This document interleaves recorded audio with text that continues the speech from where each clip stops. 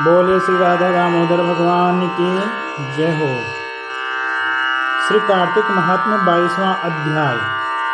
गणावोचतुः कदाचित् विष्णु दासोऽथ कृत्वा नित्य विधिं द्विजः सोपकर्मा करोतावद्दहरकोऽप्यलक्षितः।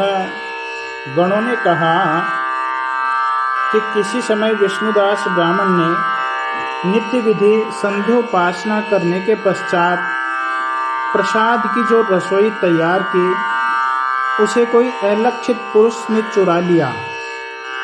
तब वह उन पदार्थों को न देख कर भी सायंकाल के पूजन और व्रत में बाधा नहीं हो, इस भय से उस ब्राह्मण ने फिर प्रसाद तैयार नहीं किया।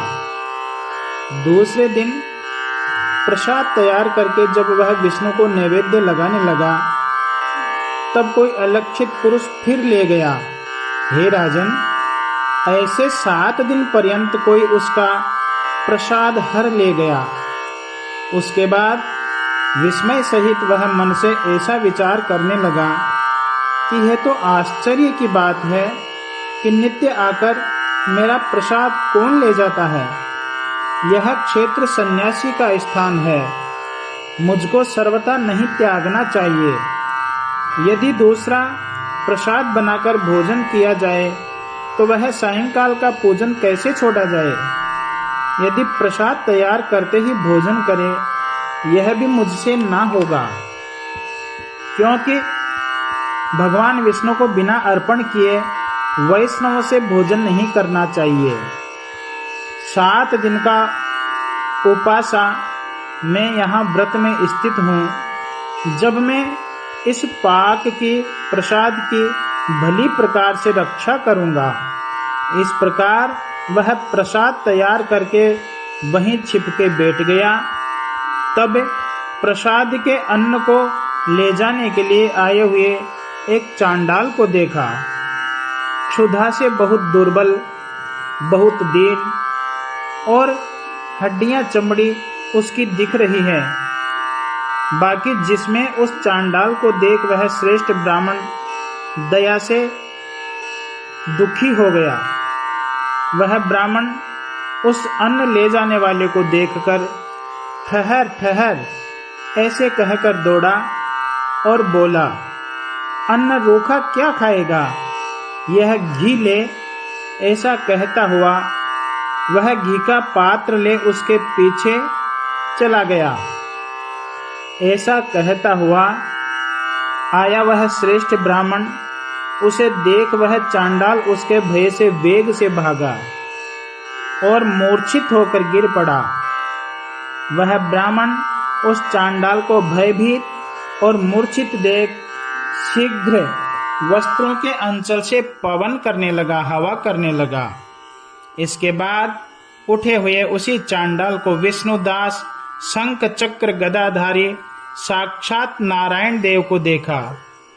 पीतांबर जिन्होंने धारण किया हुआ है, जिनके 4 भुजाएं हैं, उनमें मुक्त श्रीवत्स का चिन्ह है, जिनके मुकुट को धारण किए हुए अक्षय के फूल के समान हैं, कौस्तुभ मणि विराजमान है वक्ष स्थल पर। ऐसे चतुर्भुजधारी भगवान को देखा। उनको देखकर वह ब्राह्मण सात्विक भाव से युक्त हो उस समय स्तुति करने लगा और प्रणाम करने लगा। इसके बाद उस समय इंद्रादिक देवता भी वहीं आ गए और गंधर्व तथा अप्सराएं आनंद के साथ नृत्य करने लगी। उस समय वह स्थान सैकड़ों विमानों से परिपूर्ण और देवता तथा ऋषिगणों से युक्त और गाने बजाने के शब्द से शब्दायमान हो गया। उसके बाद विष्णु भगवान शतोगुणी व्रत है जिसका, अपने भक्त को छाती से लगाकर अपनी समान रूपता दे वैकुंठ को चले गए।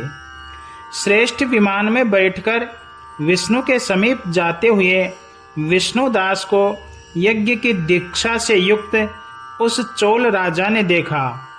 वैकुंठ भवन को जाते हुए विष्णुदास को देख वह राजा चोल अपने गुरु मुद्गल को बुलाकर इस प्रकार वचन बोला, जिसकी स्पर्धा से मैंने यज्ञ दान किया वह ब्राह्मण विष्णु का रूप धारण कर वैकुंठ को जा रहा है, और जो मैं दीक्षित हूँ वहाँ उस वैष्णव क्षेत्र में अग्निहोत्र किया और दान आदि करके ब्राह्मणों की कामना की पूर्ण की गई, परंतु अब तक वे विष्णु मेरे ऊपर निश्चय से प्रसन्न नहीं हुए, और विष्णुदास की भक्ति ही से हरि ने दर्शन दिया।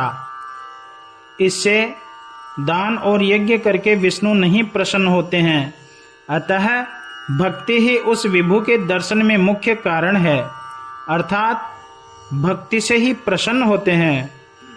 गण बोले, ऐसे कहकर राजा अपने भांजे को राजगद्दी पर बैठाया। बालकपन ही से यज्ञ की दीक्षा में रहा, अतः इस राजा के पुत्र नहीं हुआ। इस देश में अब तक चोल राजा द्वारा निश्चित की हुई अवधि को बरतने वाले भांजे ही राज्य के अधिकारी हुए। उसके बाद यह चोल यज्ञ स्थान में जाकर अग्नि के आगे खड़ा होकर विष्णु को संबोधित करके बोला, हे विष्णु, मन, वाणी और कर्म से स्थिर भक्ति मुझे दीजिए। ऐसे कहकर यह राजा सबके देखते ही देखते अग्निकुंड में गिर गया। मुद्गल ने क्रोध से अपनी शिखा को उखाड़ दिया। तब से अब तक उनके गोत्र में मुद्गल शिखाहीन होते हैं। तब ही भक्त वत्सल भगवान कुंड की अग्नि में प्रकट हो गए और चोल को छाती से लगाकर श्रेष्ठ विमान में चढ़ गए। उसको छाती में लगाकर अपना स्वरूप दे दिया। उसके समेत देवताओं से युक्त देवेश वैकुंठ मंदिर को गए। जो विष्णुदास है वह पुण्यशील है और सुशील नामक चोल राजा दोनों को भगवान ने अपनी स्वरूपता पदवी दी। बोलिए सच्चिदानंद भगवान की जय हो।